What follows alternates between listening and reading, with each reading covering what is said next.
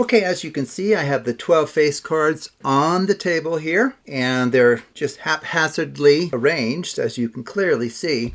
So let's go ahead and gather these. Now, since the two of us saw the cards, why don't we perform what's called a Charlier shuffle, and I can add a link in the description below to this shuffle, a very useful shuffle. From there, we're going to perform a Klondike shuffle.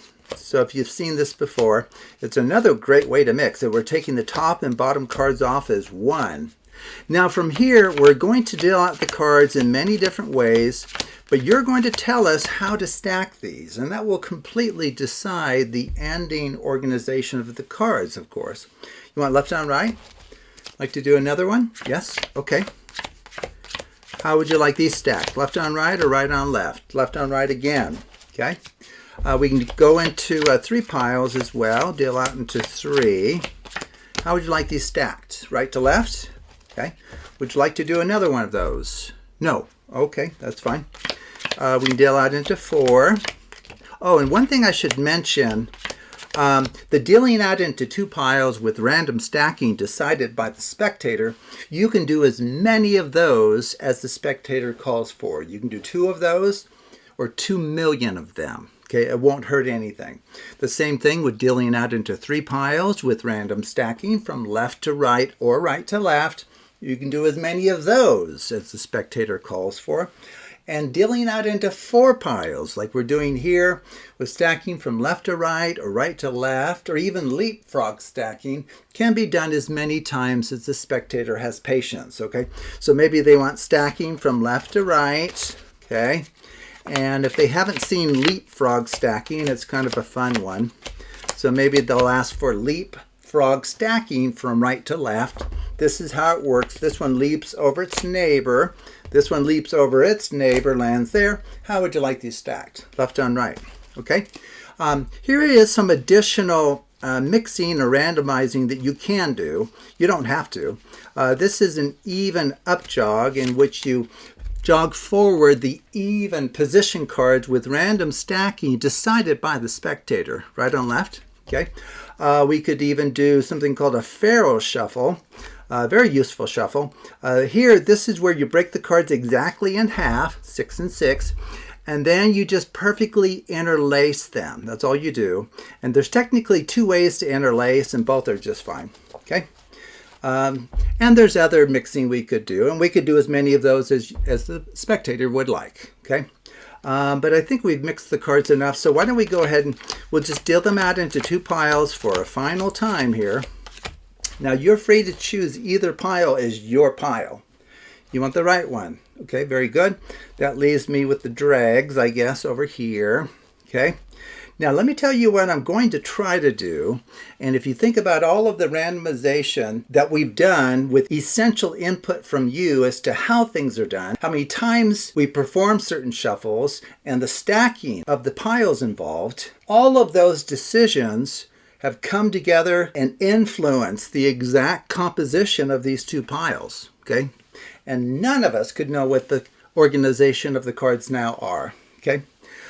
Or maybe another way to put it is we could not have anticipated ahead of time what would happen here because you had not even made your choices, right? That's a safer way to put it. I suppose if you were a card savant and you could track cards perfectly, or you had a computer recording it, maybe they could track things, but none of us knew ahead of time what choices you would make. Okay, so what I'm going to try to do is I'm going to try to use my packet to discern the identity of each and every card in your pile of 6. Okay, so I'm going to kind of angle it towards me for now, and then I'll kind of explain to you what I'm doing. But my cards here are telling me that your top card is the Jack of Diamonds. Oh, it is indeed. Okay, I'll set that aside. The next one is the King of Hearts. Oh, we got it. Next one is the Queen of Spades. Yes, indeed. Next one's the Jack of Spades. That's kind of convenient, huh? Next one's the Queen of Hearts. Famous, popular card. And then the last one is the King of Clubs. Okay, so how did we do that? Well, let me show you a way to kind of get to the beginning there as far as how I set things up. Okay, you may have seen something sneaky there when I turned the card face up when I wasn't supposed to, and that's fine. Okay, so really the miraculous part of this comes from principles taught on the Absolute Math Magic channel. It really does. Okay, so how you can get into the order, you could go back in the video and write down the order of the cards. That's a bit tedious. Or you can just put them in companion pairs. So this is just a little bit of a quick preparation that I did. And so what you might want to do is randomize the suit. So like a diamond, heart, heart, diamond. That's nice. And then heart, diamond. That's fine. Club, spade, spade, club, spade, club. Okay, that's fine. So why don't we, we'll have the king, and then maybe we'll have a jack, and then, so black kings, red jacks, and then why don't we do red queens, and then we could do black jacks, and then maybe red kings, and then black queens. Okay, so let's just get a sense of, how the colors are distributed. Okay, so we have black here, and then a couple of pairs of red, black. Okay, I think this will work well.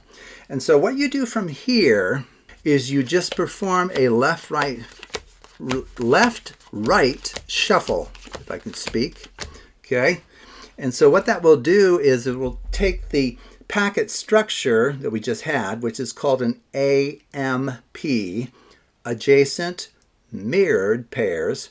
It converts it now, if we randomly stack these, to a two-cycle structure. Okay, what does that mean, two-cycle structure?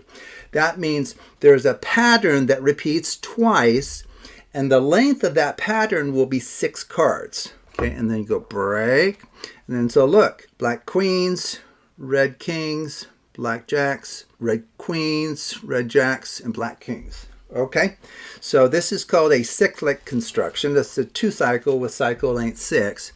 Now, the spectator would have to actually look at this for some time to really see much of anything. Okay, and if you just show it briefly, I don't think they'll see what is really going on there.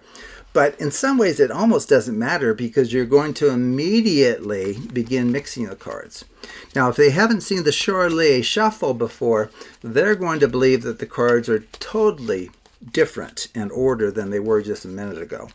Well, the Charlier Shuffle is equivalent to just cutting the cards at some location, and that doesn't hurt cyclic structures. Okay, so from there, what I did was I performed a Klondike Shuffle. That converts it to a mirrored structure. I can even show you that very quickly. What's a mirrored structure? As you come in from the outer ends, we have red kings, black jacks, black queens, black kings, red jacks. So in some sense, it's like the mirrored reflection of each other. If you have a mirrored organization to a packet, you have the stay stack principle at your disposal. And I can actually add a link in the description below to the stay stack principle. It's a very powerful principle. But the principle says for each divisor of the packet size, which is 12 here, you can deal out the cards into that many piles with random stacking from left to right or right to left, or sometimes this leapfrog stacking in the case of an even number of piles, and it won't hurt the mirrored characteristic of the cards. Okay, so they'll still have that essential property. Okay, so you can deal out into 2. We'll just deal it once here. 2 piles, 3 piles, 4 piles. You can even deal out into 6 piles, since 6 divides into 12. You can do even or odd up jogs, pharaoh shuffles, a whole bunch of other things because of the stay stack principle. And then what we did to kind of finish, we just dealt out the cards a final time into 2 piles. Spectators free to choose either one as theirs. They truly, truly can. Okay. Now what will be true is, because we had a mirrored packet before the left-right dealing, these will be what are called mirrored piles. What does that mean? That means that this card here, whatever it is its mate will be at the bottom here. Okay, so we have the King of Clubs. The companion card to that is the King of Spades. Okay, and that will be true all the way down. So the packets are mirrored. The second one from the top is related to the second from the bottom. Well, what that enables you to do, which is really powerful, is you can just look at, and now this time I'll show you what I'm doing. All I have to do is look at the identity of the bottom card. I know that the companion card to the Queen of Hearts will be this card right here, which it is. Okay, and then the companion card to the King of Clubs is the King of Spades. Okay, and so forth. Okay. Now these cards over here, you might want to discard them in a haphazard way because you don't want the spectator, poking around in there, really, because they're going to, they might see, oh, wait, it's in the same order, and even that would be mystifying to them, like, how is that even possible after all of that mixing of the cards? Okay, so maybe make a bit of a mess of your discard pile, and that should cover you. So anyway, that's the secret.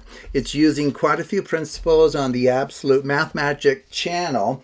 I'll even add a link to a series that talks about what's called improv card magic. And it teaches you about these 2 cycles, mirrored structures, and AMP structures. And those are the only ones that we needed to take advantage of here to pull off this pretty surprising result. So thank you for watching, and take a look at other videos on the Absolute Math Magic channel.